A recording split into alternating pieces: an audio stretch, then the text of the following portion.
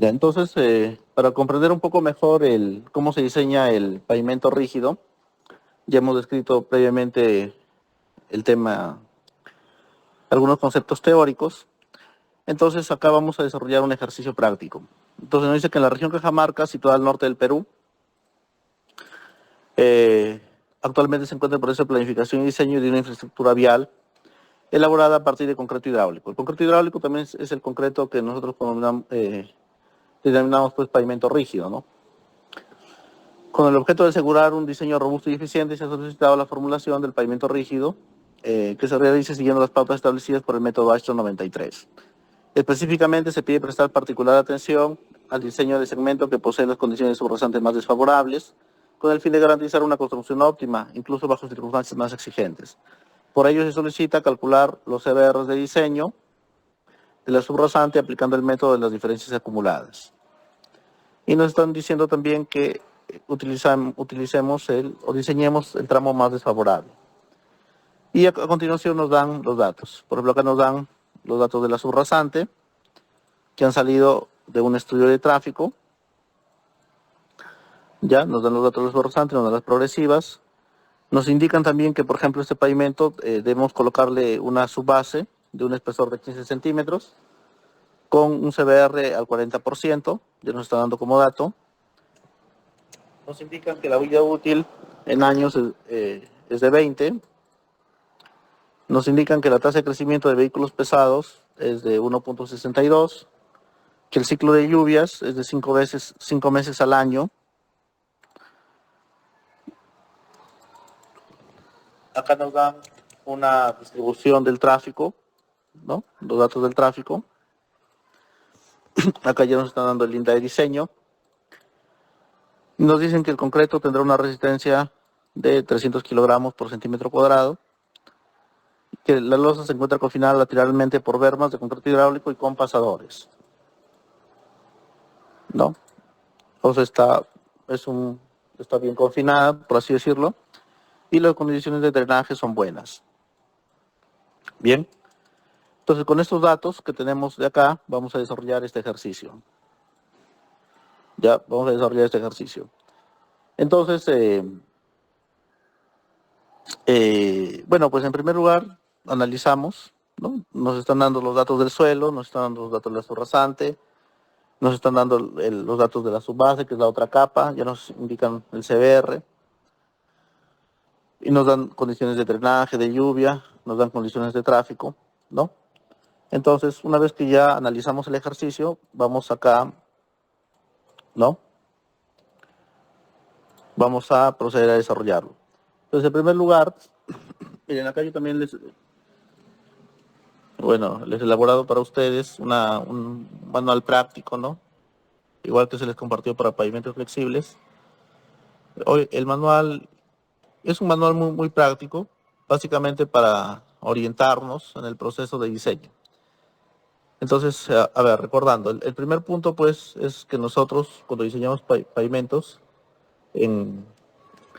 actualmente nos ceñimos a las normas vigentes, ¿no? En nuestro caso, por ejemplo, por el tema vial, el órgano rector competente es el Ministerio de Transportes y Comunicaciones. Por lo tanto, nos regimos a su normativa, ¿no? También hay normativas relacionadas con pavimentos en el Ministerio de Vivienda, ¿no? Como la C010, también, ¿no? También es importante tenerla en cuenta. Para acceder, pues, a través de estos enlaces, nosotros accedemos, ¿no? Como ya les comenté, accedemos a una plataforma que que justamente nos muestra la normativa. Entonces acá tengo acá ya la normativa, por ejemplo, del manual de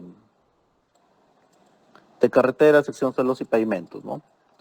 Esa es una normativa vigente que la podemos utilizar. Si revisamos acá la parte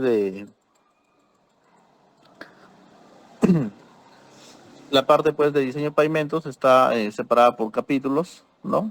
Donde nos hablan del tráfico vial, clima, drenaje, etcétera.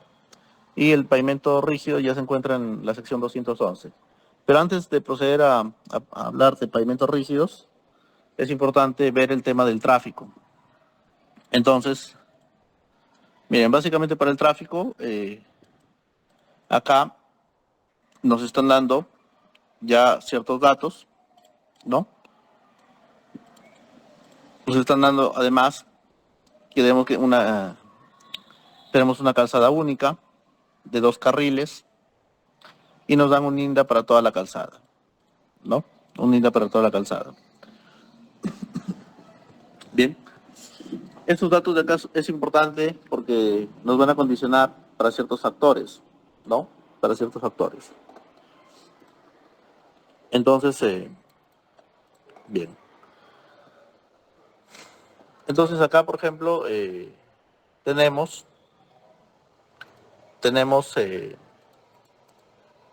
ya una distribución de tráfico, ¿no?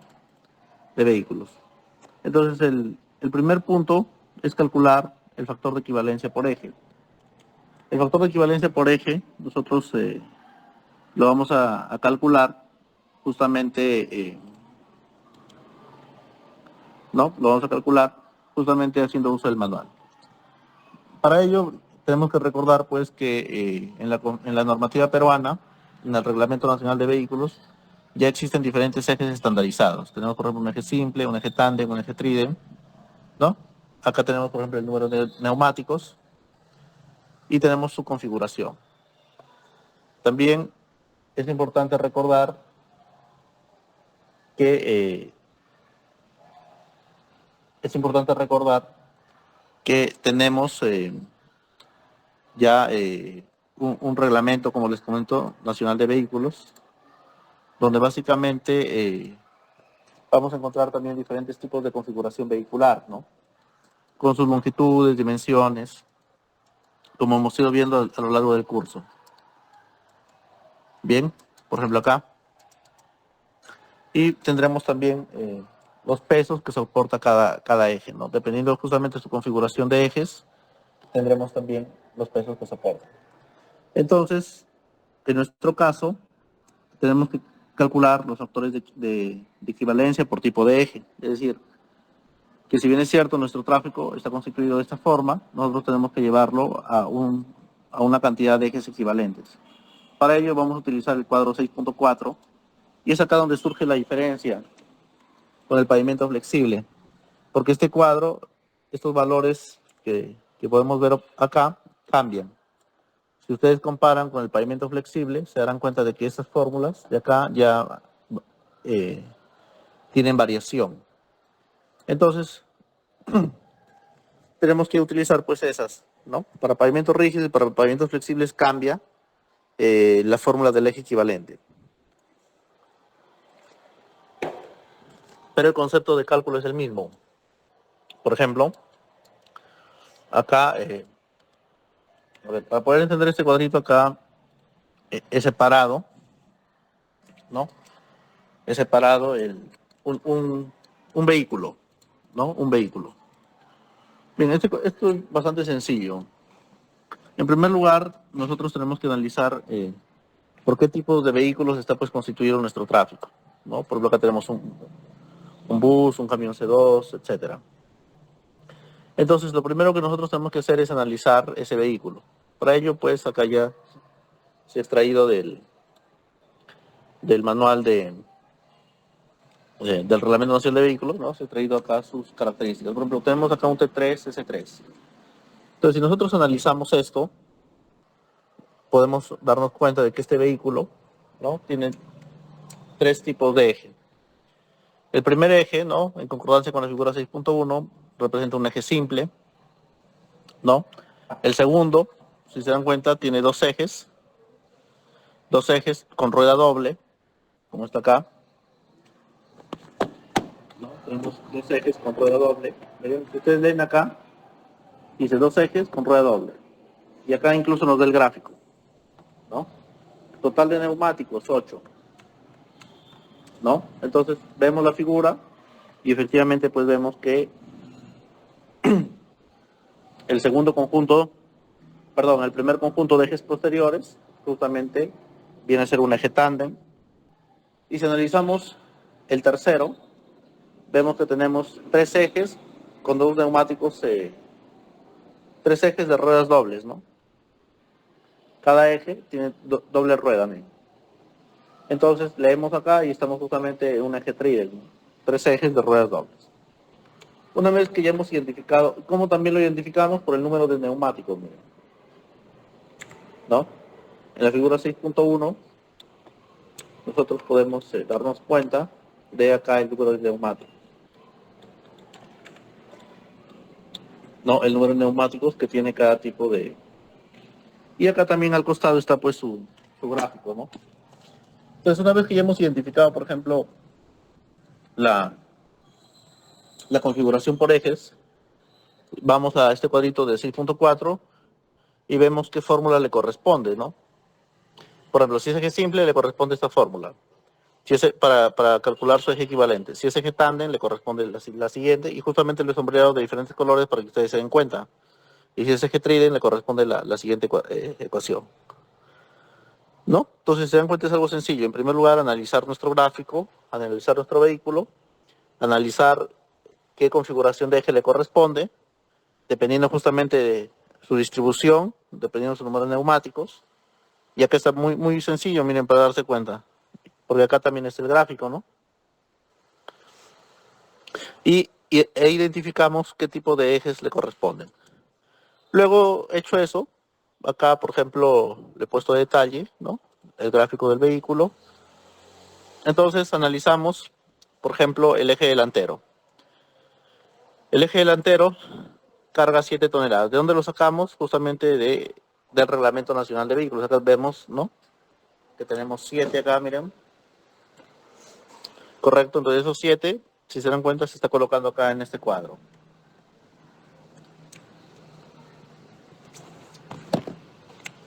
Se está colocando acá en este cuadrito, 7. Luego tenemos el siguiente conjunto de ejes, carga 18, y el tercero 25, ¿no? Bien. De la configuración vehicular, ¿no? El primer conjunto de ejes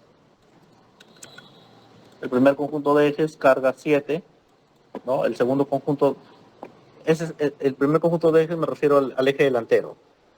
Pero ahora, si vamos al tema de ejes posteriores, el primer conjunto de ejes posteriores carga 18 y el segundo conjunto de ejes posteriores carga 25.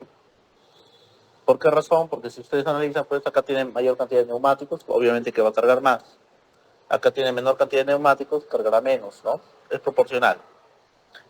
Entonces, estos datos de acá lo hemos puesto acá en el Excel, ¿no? Hemos colocado acá en el Excel, miren, este dato de 7, correcto, el dato de 18,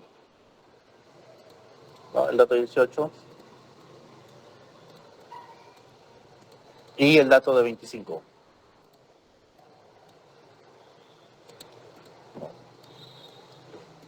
Lo hemos colocado acá. Acá hemos puesto, obviamente, eje simple, tándem y trident. Acá también se lo he sombreado con color para que ustedes se den cuenta, ¿no? Entonces, ¿qué hacemos? Simplemente, miren, esta fórmula que hemos identificado en la parte de acá, esta formulita que hemos identificado en esta parte de acá, ¿no? Que le corresponde, por ejemplo, a eje simple, a eje tándem y eje trident, simplemente le estamos colocando acá en el Excel, ¿no? Con esa fórmula lo estamos colocando acá en el Excel, ¿no? Sus respectivas fórmulas. Lo voy a colocar al costado para darnos cuenta, ¿no? Entonces, esa fórmula que hemos identificado acá, ¿no? Esa formulita que hemos indicado acá que corresponde al eje simple, miren, está acá. Esta fórmula que corresponde al tándem está acá. Y la que corresponde al trident está acá. ¿Correcto? Entonces, una vez que ya pues hemos identificado las fórmulas, acá estamos haciendo el proceso detallado para que ustedes se den cuenta.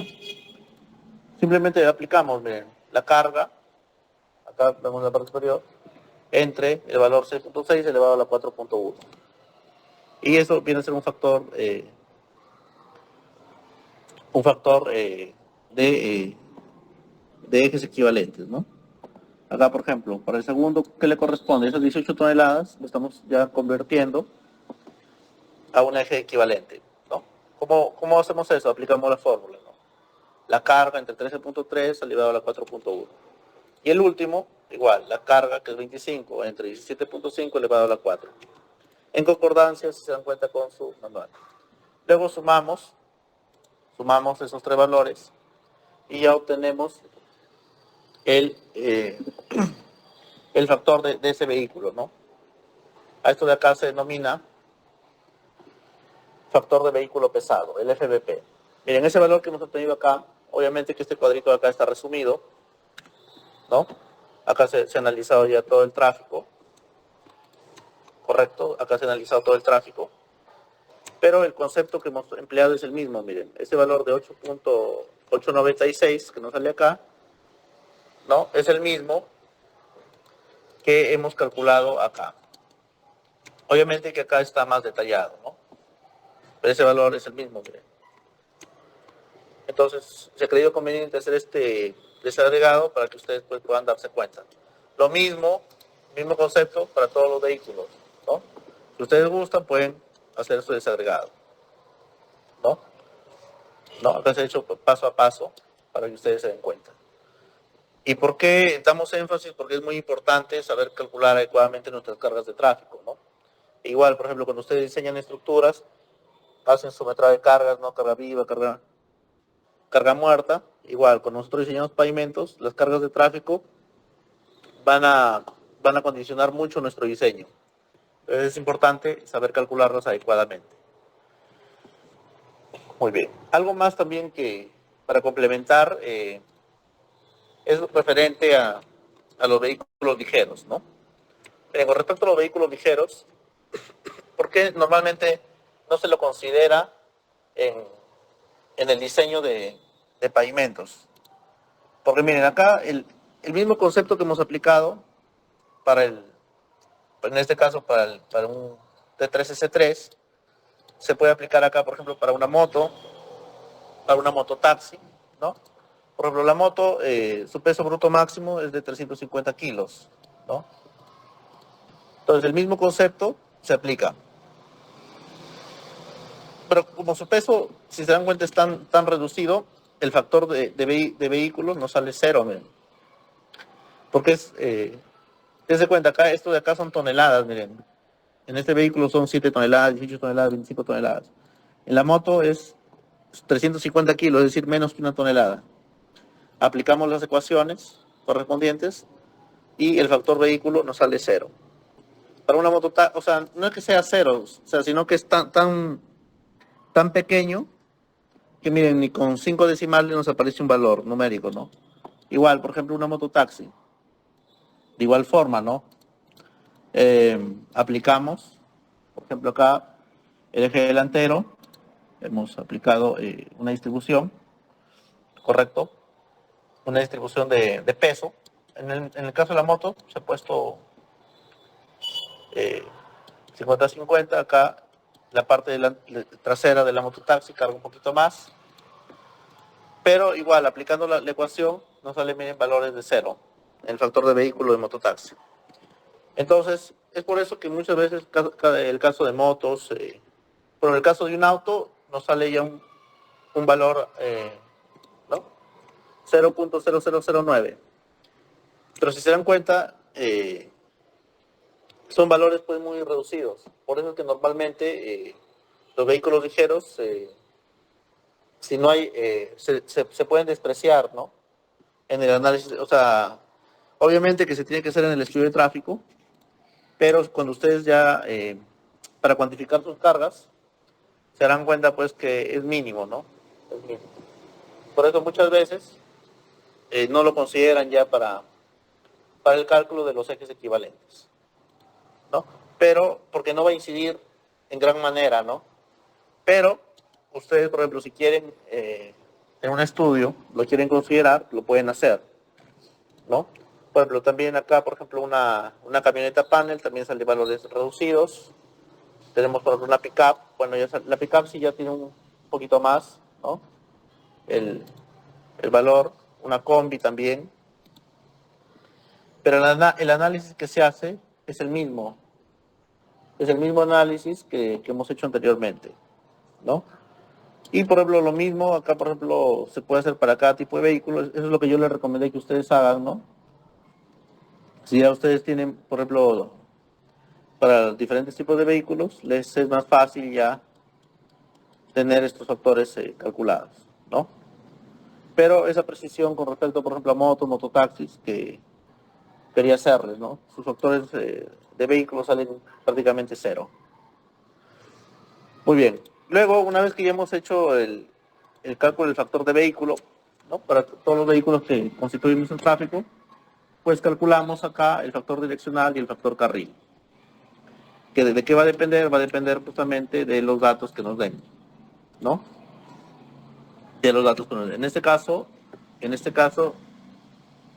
nos están dando ya como datos que la calzada es única y hay 2 carriles por sentido, ¿no? Entonces vamos acá al cuadro 6.1, correcto. Tenemos entonces calzada única, tenemos número de carriles por sentido 1 y obtenemos el factor direccional y el factor carril, correcto.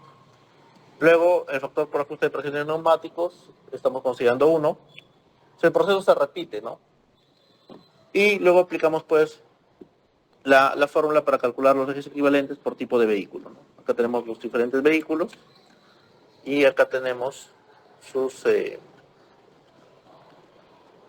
tenemos ya su factor de distribución direccional, su factor carril, el factor de vehículo pesado, el factor de presión de neumáticos, y simplemente luego multiplicamos, ¿no? Hacemos la multiplicación. Ese valor lo sumamos, ¿no? Y tenemos ya una sumatoria de ejes equivalentes por tipo de vehículo. Luego calculamos el factor de crecimiento acumulado, ¿no? Y ya básicamente se obtiene con la siguiente expresión matemática, que está dado por la tasa anual de crecimiento. ¿Qué pasa si ustedes consideraran vehículos ligeros?